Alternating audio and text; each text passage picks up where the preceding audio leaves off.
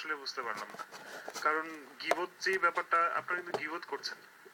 যদি ফারদিন সাহেবও যদি এই ধরনের কথা বলে থাকেন আপনাকে নিয়ে, তাহলে উনিও গীবত করবেন, আমি কখনো শুনিনি মানে এই ধরনের ব্যাপার। আর হচ্ছে আপনিও যদি করে থাকেন, যেভাবে আপনি কথা বলছেন যে লেনদেন আছে, আপনার পার্সোনাল ব্যাপার যদি থাকে, আমার মনে হয় এটা আমি যদি ভুল হয়ে থাকে তাহলে মাফ করবেন। আপনি ইসলামের কথা বলছেন, কোরআনের কথা বলছেন, খুবই সুন্দর, কিন্তু আরেকজনকে নিয়ে আমার মনে হয় মন্তব্য করাটা ঠিক না। যদি এদিকে কেউ আসে, আপনাকে শোনার জন্য এদিকে আমরা আসছি, ঠিক আছে? বা আমার পার্সোনাল ওপিনিয়ন বলছে আর কি, আমি অন্যদের ব্যাপারে আমি জানি না। যেমন আমি লাইক হঠাৎ ভিজিট করতে করতে আমি গান টান খুব বেশি পছন্দ করি, এটা আমি আপনার কাছে বলছি। তো এখন আমি হঠাৎ করে এই ইসলামিক এক রুমটাতে ঢুকলাম, তো ঢুকেই দেখেন আমি শুনছি আপনি আরেকজনকে নিয়ে মন্তব্য করছেন। তো ব্যাপারটা যদি এরকম হয়, যেমন এই জিনিসটা আমার কাছে মোটেও পছন্দ হয়নি, তখন আমি কি করব?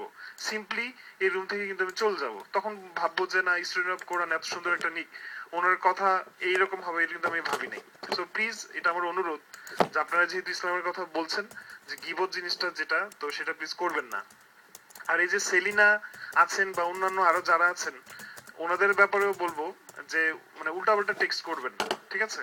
তো আর আর অ্যাডমিন যে আছেন, যদি আপনার ওনাদের কথা ভালো না লাগে, আপনার যদি সন্দেহ থাকে যে হ্যাঁ তারা ওই রুম থেকে আসছে আপনাকে খোঁচাখুচি করার জন্য আসছে, সিম্পলি জাস্ট বাউন্স করে দেন। কেন আপনি তাদেরকে বদার করছেন? আপনিও ওয়েট করছেন যে তারা একটা টেক্সট করবে, তারপর আপনি এটা নিয়ে আবার মাথা গরম করবেন, এগুলো তো